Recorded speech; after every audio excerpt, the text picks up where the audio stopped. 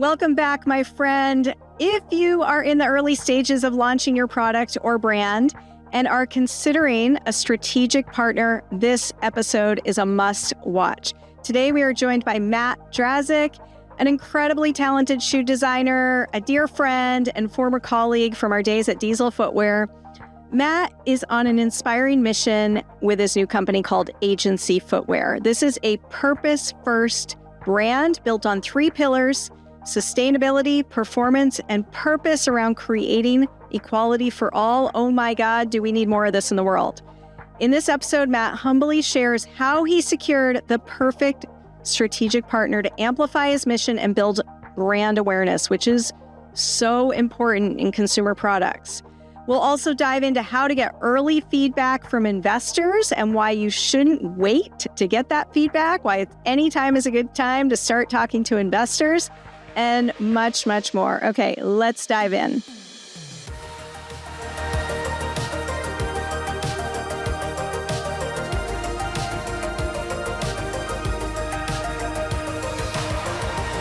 Okay, Matt Drazic, old friend. So good to have you here. How you doing today? I'm good. I'm really good. It's great to see you. I mean, it's been so long. It has been a long time. So we work together. You're still in the footwear world. You've stayed in it because you're an incredible designer. So as you should have. And there's so much to talk about today because I absolutely love what you're doing. I think we need more companies to have the balls to do what you're doing, basically, right? We need this like critically in our entire world and society. So, and then I think your story about how you got there and like just kind of where you're at in the process right now will be so relevant for people thinking about raising seed money. So to kick it off, let's talk about, why you're doing what you're doing. Like, where's the why and, how, and just kind of get into a little bit of the story of agency and, why you're doing it. I think it's such a great story and so important. And so the full ethos is inspired by everyone helping the world, embrace equality. So I wanted to basically design shoes for everybody that's an activist, that's fighting, that's already in the struggle, that's already been fighting for this change, and recognize that like I'm a little late to the struggle. I just want to help where I can. And the thing that allows me to make the biggest impact is shoe design, because that's what I'm best at. And that is, it's culturally significant, especially today. Sneakers are a big part of popular culture. And I think it's important. I think it's important to have sneakers that tell a positive message and a message of unity, and literally a positive message of agency, and of individual agency, and then of collective agency. And that whole theory is that activists are athletes and the sport is change. Oh, cool. I love that. So it's like taking this very successful sport footwear business model and just shifting it just a little bit so that, we're promoting the people that are out there fighting for change. So that's where I'm at right now. And you're launching September, is that right? Yeah. Amazing. Congrats. It's September, exciting. October. Yeah. And the shoes they look great. I've always loved your style, and they definitely have like your, Matt Drazic vibe, but they're great. I love them. So I nice appreciate work. that. Yeah. Thank you so much. I mean, you got to see a lot of what we did when we were designing, and working together. And then we'd be like, here's the design. And you'd be like, I don't know how I'm going to make this. And then I'm ready for the challenge. Get that problem to solve, right? Yep. Which taught me a lot of good, it's amazing. Like design and development really teaches you how to problem solve, how to figure things out. It's, there's a lot of good, just kind of basic things that you learn that you don't realize you're learning at the time in that, in that world. It's true. It's so true. And that problem solving has been a big part of my brand ideology in a way. Is like, as a designer, it's like we're taught to solve problems for clients. And if that client, and because we're taught to solve problems for clients, those clients are always companies. They're the people who can pay for it. People who are out on the front lines fighting for social justice, they're nonprofits. They don't have a lot of extra money to pull in professional design resources. That's the last thing kind of on the agenda. You need to get other things done before you can get to that. And so it feels like design in this particular space is a luxury. It's like, okay, well, design can help elevate what they're already doing. And so if I can help facilitate that, then that's really where I'm coming from. And so to get back to your question of the challenges, it's it's probably more of a challenge in my head than it is in reality. And it's a challenge of connections. Because I know there are people that agree with me because of how many people I've talked to about the shoes and how many people are like, this is the right thing to do. But I don't know that many people that have money that they're willing to spend and give me to do it. Right. And so finding those connections is a challenge for me, for sure. And so the way I'm going about it is what we would call in this space, building traction. And that's the building of community. And traction being like, how does it resonate with people and how are people gravitating towards it? And so, with this collaborative launch with a nonprofit, that will tie it in directly to the people that it's for.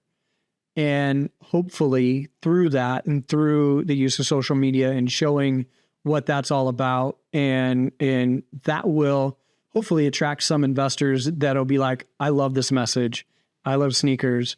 I've been looking for sneakers that I can actually tell a story with, and then bring that together. So that's my goal with that. It's been, I've reached out to various, like Tin Shed investments through Patagonia.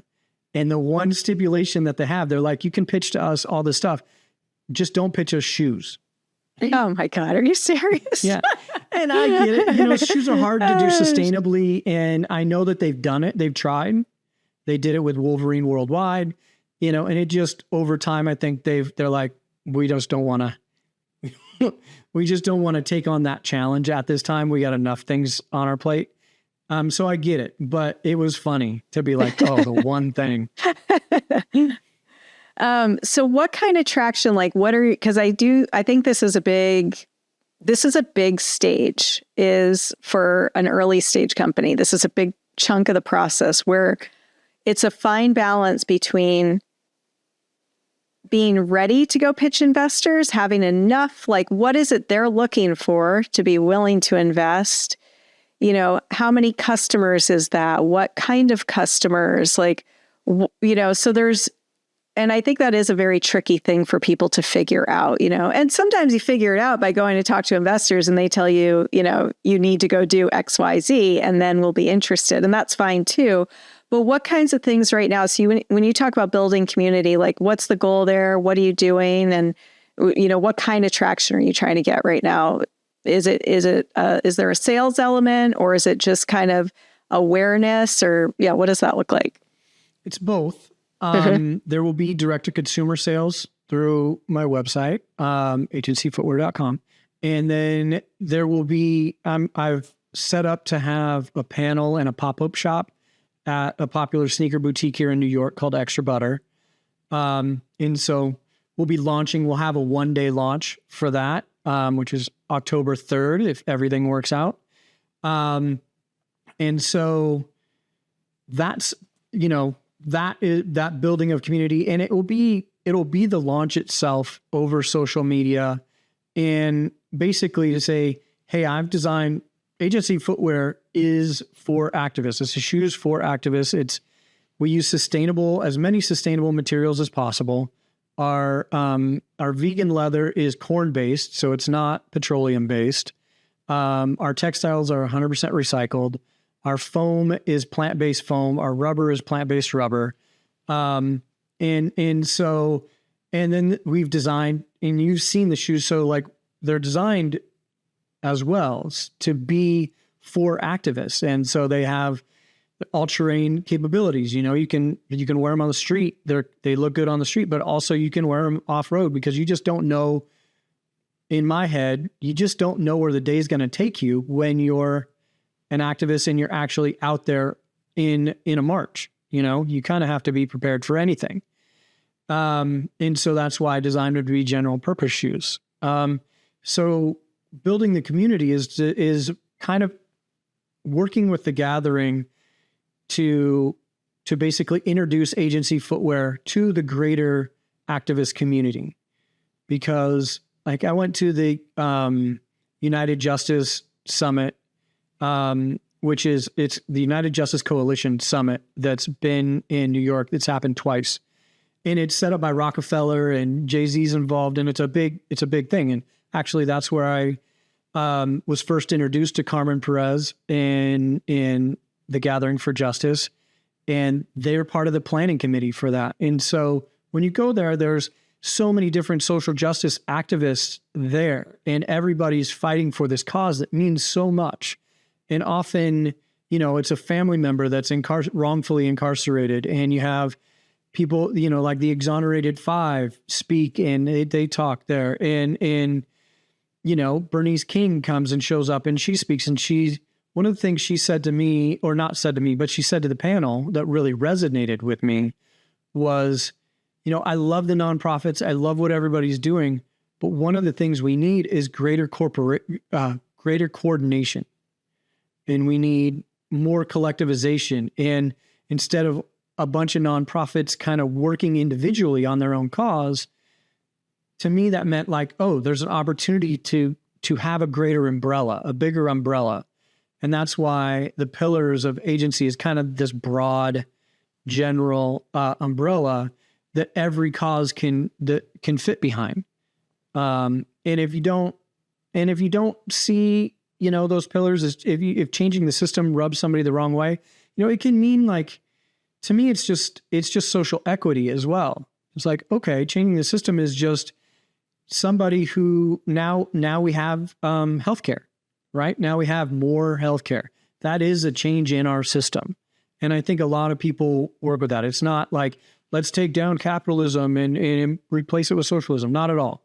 Not at all. It's about, changing things as they're needed to just be a more fair society because of stuff like redlining and different things like that. And so, so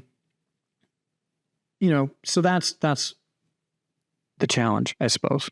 So let's say you're somebody who's got this product idea, or they have a product and they're looking for a partner to launch with like that to help, spark some momentum. How did you get that partnership? Like, talk us through exactly, how you met her, how you approached it, how is it how you structured it, just so someone who's like thinking, okay, I need to go find a partner, like, what does that look like? Because I think it is very powerful. Collaborations. When I worked at Gravis, Burton, a sub-brand of Burton, it was all collaborations, artist collaborations, like you name it. And it really grew the brand.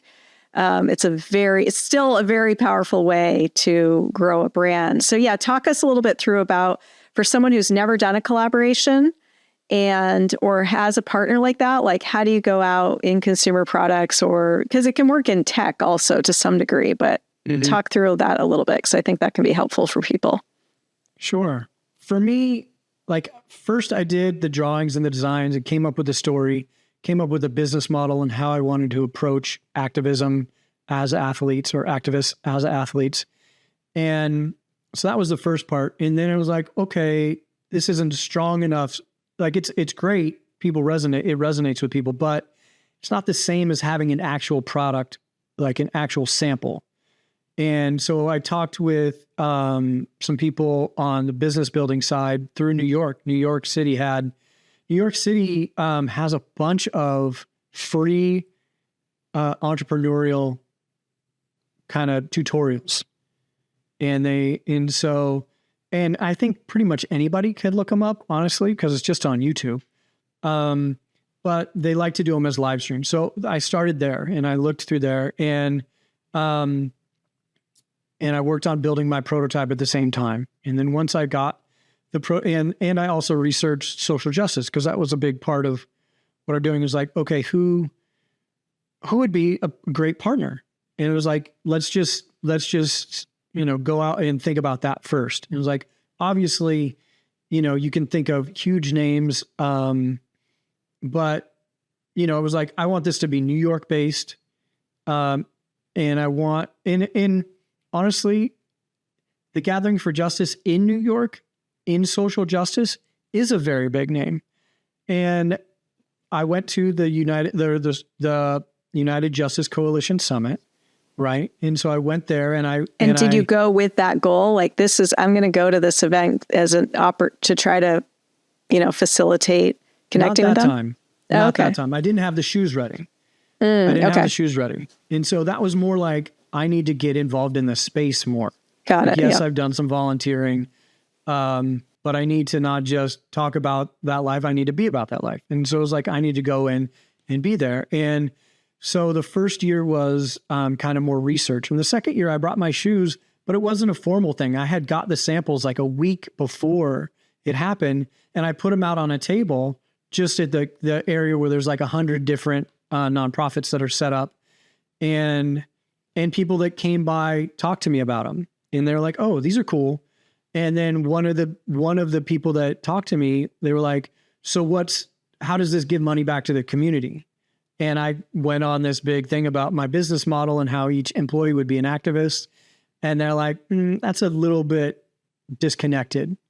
You need to have a quicker answer that's more direct and more understandable.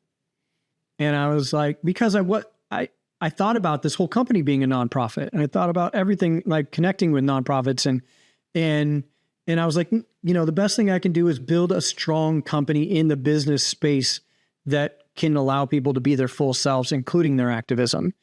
And so that's where I wanted to be, but I needed that connection to an existing nonprofit that could connect. And so then when I was there, it was like, okay, who are the people who were nonprofits the first time and the second time? Who's kind of leading this and in this space? And then I reached out, cold called, and the Gathering for Justice got back to me fairly quickly. It was a cold call, cold email, and I had no idea how it would work out. And then we arranged to meet, and I brought the shoes and showed them the shoes, and they're like, "Oh, wow. They really liked them." They're like, "This is our flavor. This is what, this is kind of our vibe, but also it has this message." And no shoes really have this message. It's like, we may be social justice activists, but at the same time, we're people who want to wear fashionable things. Life isn't solely about fighting for change. It's exhausting. And so that was that was just a really good conversation. And then thankfully they vetted me through their resources and made sure that I was legit. And then we were able to come, work through an MOU process and collaborate on that. And so the MOU, for those people who don't know, is a memorandum of understanding, and it's a legal document, but it's like legal document light. It's like a legal document contract light. And so it's like each entity can leave this partnership whenever they want, but this is what they expect from me, and this is what I expect from them. And then here's how we're going to set up the funding mechanism to ensure that money from every shoe sold goes back into fighting for social equity. So yeah, that was the process. Amazing. It was a lot of research, but then it was reaching out, and then the MOU and wording that just right was a challenge. But that came with working with people that write MOUs for big companies. And so, I collaborated with my friend who works for a major corporation, and he writes MOUs to work with nonprofits.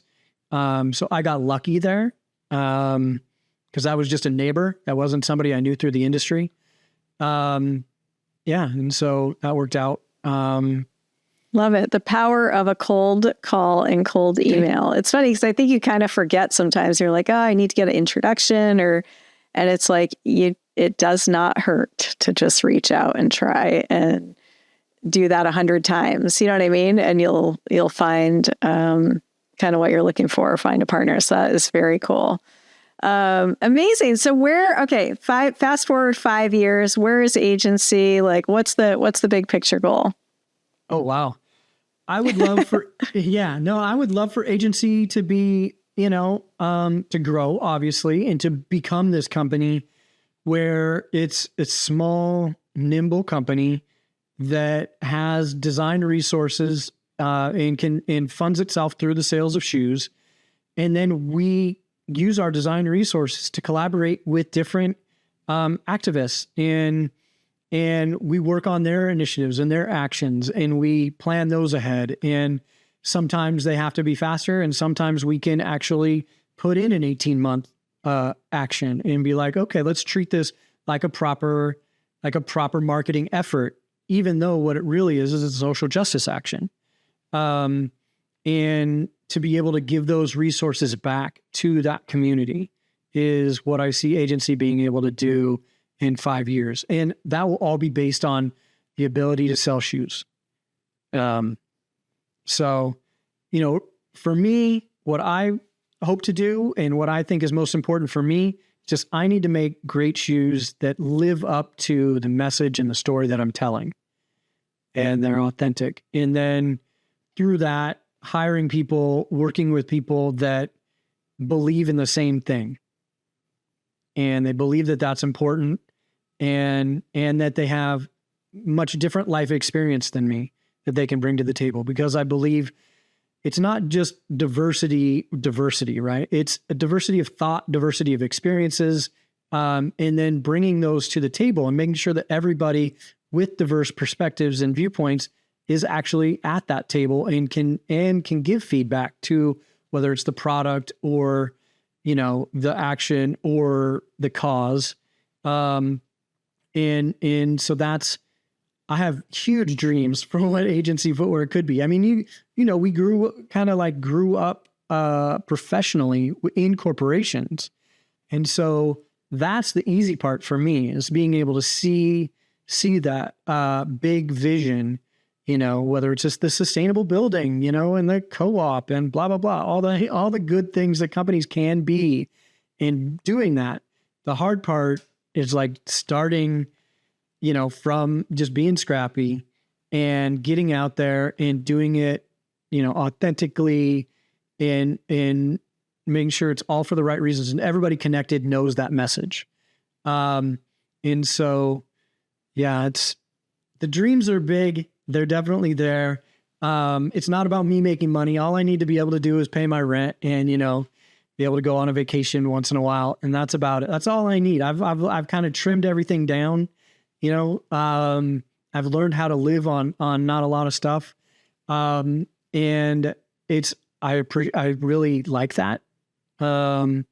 Maybe someday I can visit a Jayla Siciliano Airbnb, Yes. and that's about it. And that's good enough for me. Right. And so, yeah, absolutely. Well, some things are more important. I mean, a lot of things are more important, and that's what we need to shift. And that's a big part of the problem, right? Yeah. Our society has driven us to want and feel like we need a lot more than we do, unfortunately. It's one of the big issues. Yeah. Question Right. for you. With this message and with that goal, obviously the goal is not to just sell, like build it up big and then sell and get millions of dollars. That's obviously not the goal. And obviously I wouldn't want to sell to a venture capitalist because of how that's more of a profit-driven initiative than a purpose-driven initiative. And so how does that, how do you see that working in the bigger space, in kind of like in the seed money space, and how that grows? Because obviously you need investment for growth. So it's interesting.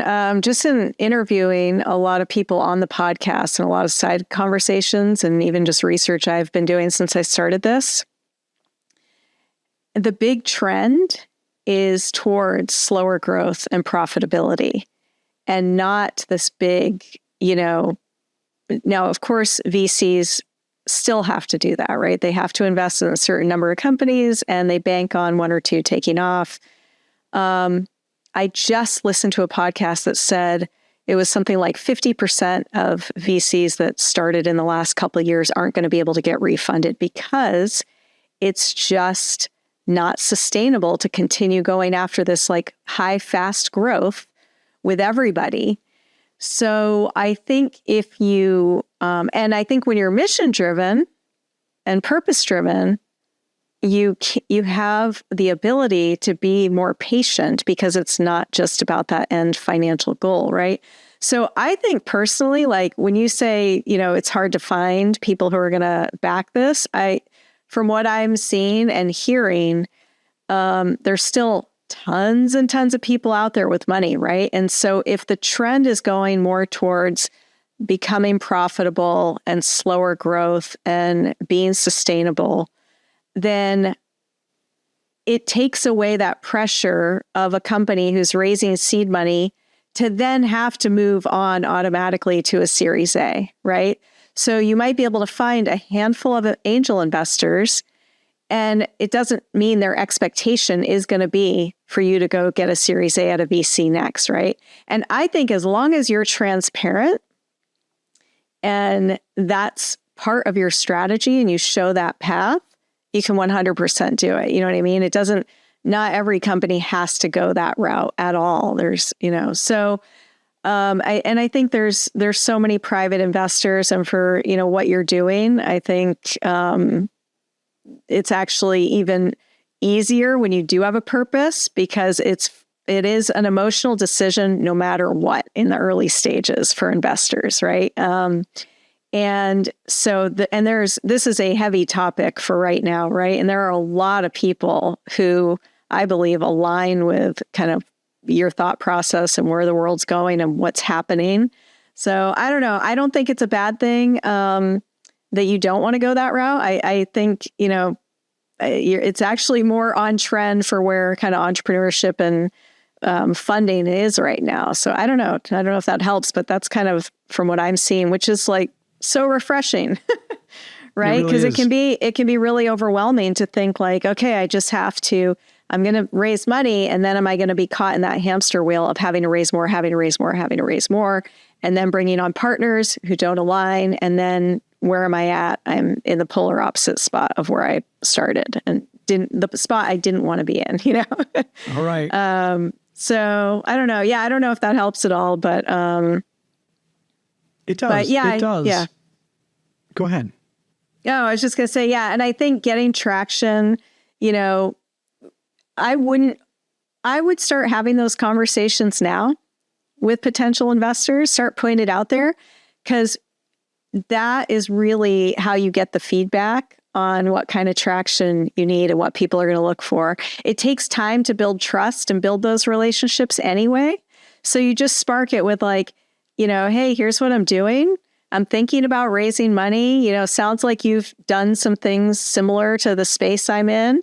I'm just curious what you would be looking for in a company like mine, to invest, say a year from now. And you'll get so much insight, by putting it out there now. And then those people will follow you for the next year. And when you go to have that conversation a year from now, it'll be so much easier. They'll just be like, oh, you're there. I'm ready. Because you've already you've already started the conversation, and they've got to see you make the traction versus, okay, I'm waiting till I get the traction and then I'm going to have the conversations, because it's a long process anyway, Yeah, I think it's just, I'd be happy to talk to an investor and ask that question. It's more meeting them, getting into the right space. I mean, New York City is a good place for that, I would imagine, but I'm not originally from New York, and I don't have, a built-in community here. And so I do think it is the perfect place to build a sneaker brand, because that's truly what it's all about. It's just the introduction in that opportunity and like being in the right space. And as somebody who's a designer, I'm not necessarily walking in those spaces where investors are. And I'd love to have those conversations. I'm ready to have those conversations.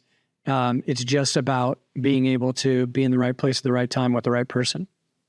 So I'm literally getting ready to do a podcast specifically on this because I think it is a big question people have, and it's basically networking, right? And so how do you network? And for someone like me too, I mean, we were behind the computer people, right? I was not in sales. I don't like being out, chatting it up. Like James, my husband, he's in sales. He could talk to anybody. And I was not like that at all. And so I talk, one of the things I'm going to talk about is like networking just to get to the networking. So it's literally just talking to people. And it's such a weird thing to ask people, are you an investor? But people, from what I found, love to help. And all of the investors I found were literally through 6 or, more introductions. So it was an introduction, and then that person introduced me to someone, that one introduced me to someone. So the problem with that is it's time consuming, right? It takes some time and effort, but it's so important. Basically, it literally just comes down to, here's what I'm doing. I'm thinking about raising money. Do you know any investors who would be interested? I'd love to just have a quick conversation and get their opinion, get their opinion on what I'm doing. And just that one sentence will open up so many doors, intro after intro after intro. And it's actually really easy because it's not this like, are you an investor? I have to have my ducks in a row. It's just like, here's what I'm doing. I know I'm going to have to raise money. I just want to get it in front of some people to get their opinion on where I'm at. And people love being the expert, right? The potential investors, they love being able to give their opinion and give their expertise without being put on the spot to invest. That's like total ego, feeding stuff. So I think it really just takes like, talking to people. And I mean, just putting it out there, like I will happily go through, my list of people. I obviously have everybody as a network. And a few little introductions, a lot of people, you worked with a lot of people, and you just start having those side conversations, and that will lead you to the right people. And I think too, then I get a little woo-woo about it, where it's like you just visualize like that perfect person and just being open to them, being completely aligned with what you're doing. And I feel like that energy is half the time what makes it happen. So, anyway, that's my thought on it. I think is starting those conversations, and it gets easier. It's really hard for me. It was at first, but it just gets easier and easier, Yeah. I don't know if that helps. I think in my head a little bit, I was like, I'm not ready to ask for money. I don't like to ask for money. I hate to ask for money, honestly. That's why I've been doing all of this on my own up to this point anyway. But you're right. It's just like, it's different when you're like, no, do you know somebody who might be an investor who could give me some advice? It's way different conversation. And then hearing what you're saying about how it's a person and then another person, then another person, it's just starting that conversation. That makes perfect sense. I totally get it. And it doesn't frighten me either. As somebody who doesn't like to ask for money, it doesn't feel like that difficult of a thing to do. It just feels like a smart thing to do. Totally. And for the people in the terms of like not wanting to ask for money, like there are so many people out there with money who don't have what you have, the knowledge and the drive to do something so amazing. They equally need you to do something with their money that they feel good about. So it really is like, it always feels like, in that early stage, you're kind of a little bit, or I felt that way anyway, you're at the mercy of like these people who have the money and you need their money, but it really is more of an equal partnership than you realize. You know what I mean? It's mutually beneficial. You know what I mean? Even if like they have extra, it depends on who you're talking to, but the majority of angel investors who are going to invest, they have extra liquid cash dedicated to high risk investments. And they want to feel really good about like trying to give back and do something good with that money, So for the right people, they will be like so happy that you asked them. You know what I mean? So I think that's important to remember too. But it's just a matter of starting to talk about it. So this is this is half the battle, right? Right. Yeah.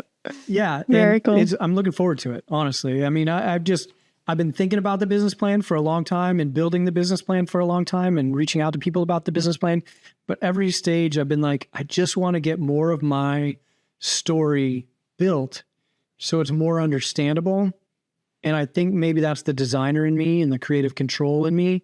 And like, I don't want somebody with money to come in and be like, okay, this is great and all, but you kind of need, this is too much and that's too much. And I'm like, let me just get the story out to the public first, launch the shoes, and then get a reaction. And if they're like, this is too strong of a message, then yeah, if the people tell me that, I'm more than happy to listen. I've already pivoted a couple times, whether it's the style of shoe that I'm launching or materials that I've had to use and different things like that, little things. But, you know, I'm ready to do that and happy to do that if it's coming from, you know, the space of people that are in the community versus somebody who has money that wants to have a feel-good part of their, like wants to make their money feel good in a way and wants to feel like they're doing something for the right reason. It's like, I'm just so afraid to give away that control to somebody in that way, but it's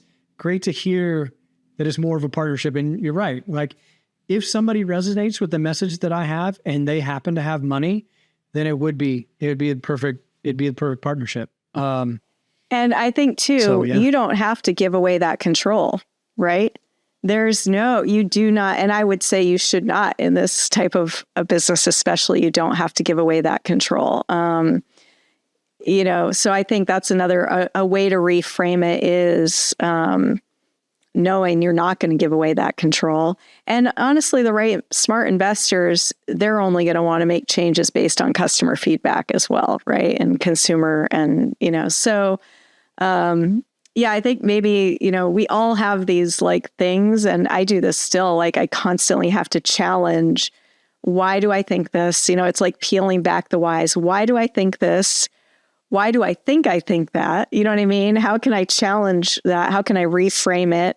And I think especially when going out and looking for partners or, you know, raising money, there's a million different ways to do it, right? And so we kind of hear about the like stereotypes of things, but especially if you're not, it's when you are under pressure and need money desperately, that's when you have end up in the wrong partnerships, you know what I mean? Or with the wrong investor or the wrong terms. And you're just like, damn, I need the money.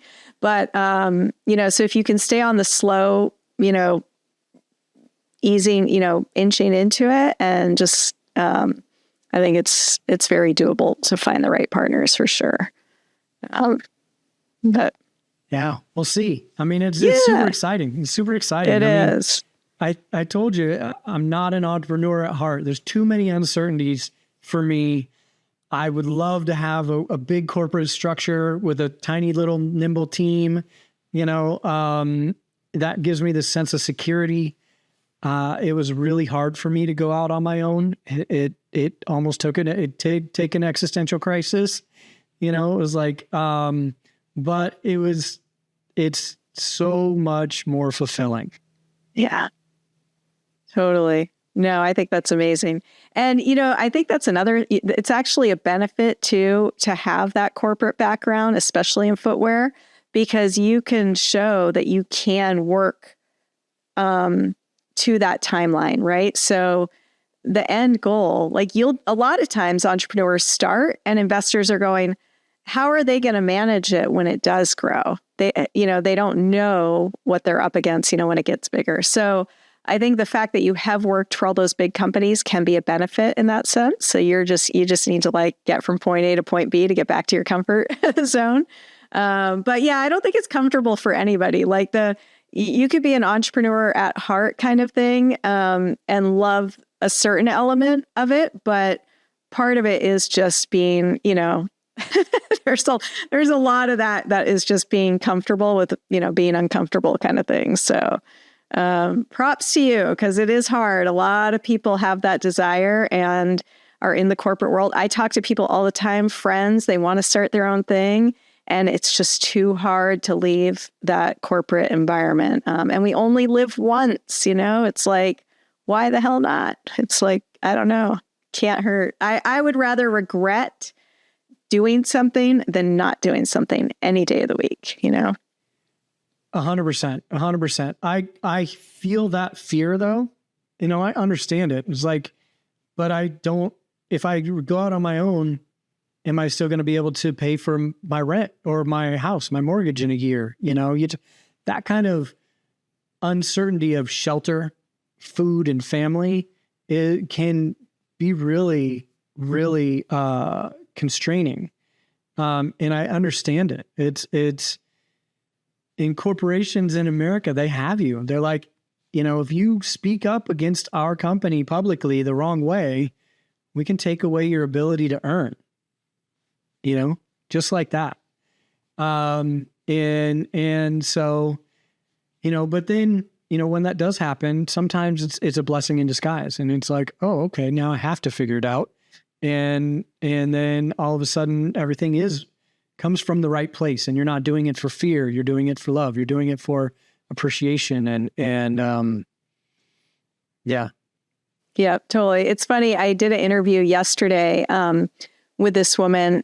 She's raised over 100 million. She had a chocolate company, fascinating career path, worked in, with big companies. And she had a psychology degree. And now she's basically like a money mindset therapist. And we talked a lot about what is our relationship with money. And when you're going out to raise money or to have uncertainty in your finances, so much of that is our story and how we were raised. And, and it's like, no matter what level you get to, there's mindset shifts you need to make. So it was really a fascinating conversation. It was good. I'll send you a link to her stuff, because I do think a lot of that, and I think that is the difference sometimes. It's like how we were taught about money when we were younger really does determine, a lot of our fears around money or anything like that when we're older, or just how we, think about money or anything like that. But yeah, so anyway, that was just interesting. We just talked about that yesterday, but. Yeah, it's a big thing. I totally get it. Yeah, this is awesome. Thank you, Jayla. Yeah. Anything else you want to share? So tell us, okay, where can people follow, go and check out? When are they available? Well, I know tentatively October, but yeah, to give us all the scoop on that so we can help promote. Sure. Thank you. AGENCYfootwear.com is where you can kind of find everything. I'm going to update the website. There will be pre-sales through the website. We'll be launching in person on October 3rd. That's a New York only kind of event. And the Gathering for Justice has their 19th anniversary on September 19th. And so we'll be, at least by then, we'll have started the promotional aspect. So agencyfootwear.com and then at Agency Footwear on Instagram. I'm not a social media guy. I need to hire somebody to do that. But at the same time, I will be setting it up so you can buy the shoes through there. That's the plan. And then if all thing I've invested myself in the first 400 pairs, 450, 500 pairs actually. So I can put them on people's feet, seed them into the community, and then also sell them in person. But after that, then it's the pre-sales, and hopefully the pre-sales can get delivered before Christmas. That's the whole goal. Awesome. So, yay. And men's and women's, I assume, right? Unisex sizing. Yeah. So unisex. Cool. Oh, yeah. That's smart. Awesome. It felt like the right thing to do as well. I could only afford so many molds, and I probably should have gone one size smaller, but it starts at women's size 6.5, which is a men's size 5. And then it goes up to men's size 12, and then a 13 and a 14, for people who actually are ball players, bigger guys. So. Great. I love it. Very cool. Well, I can't wait to follow and help any way I can. And super excited for you. Congrats. It's so inspiring. And if only everybody was doing this. So 100%. Hopefully, with the momentum that's out there, with the momentum that we all kind of feel as more people are recognizing that we all need to make a change as a society, that momentum just grows, and hopefully Agency Footwear can help in some way build that momentum. Absolutely. Love it. Well, thank you, Matt, again. And we can't wait to follow along, and we'll have to have you on again. Oh, that would be Get amazing. The update. Yeah. Thank you so much for this opportunity, Jayla. I really appreciate it. And so happy to see your success and hear about your journey. I learned about it a lot through the podcast in a way, and just how you've had to pivot and the mental health struggles that were part of, this is a lot, and that was a big part for me. That's helped me feel good about the way that I'm tackling this, because I'm trying not to kill myself. I'm trying to build a business that's sustainable for people, including myself. So you're not working those 16-hour days, because sustainable means so many different things. And part of that is being excited to go to work.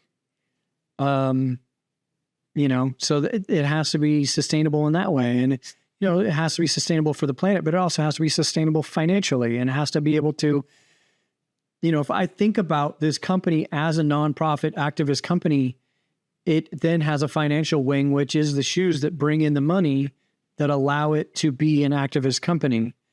And so that's kind of the problem that I was out to solve. And how can shoes help in some way to be a force for good? And it mirrors your journey in a lot of ways. And I'm so thankful for being able that you put it out there and you told that story, because it's a challenge. It is, yeah. And it's funny. I think so many people don't talk about it. I think now more and more people do, but it can be a very lonely process, and you can really feel like you're the only one dealing with that stuff and everybody else has it figured out. And it's just so not true, and the more you realize that, everything, all the feelings, all the thoughts, all the stresses, all the excitement, all of that is all the same stuff that everybody else goes through, and it's part of the process. It makes it a little bit more digestible. And I think, talking about, slower growth, I think part of that is, entrepreneurs are getting burnt out, and then they end up having to just I don't know. So being in it for the long haul and making it sustainable for yourself is so critical and important. It's crazy. So love hearing that. That's awesome. Yeah, it's been very cool. Well, thank you so much, Jayla. Yeah, thank you. Okay, we'll stay in touch. We'll talk to you soon.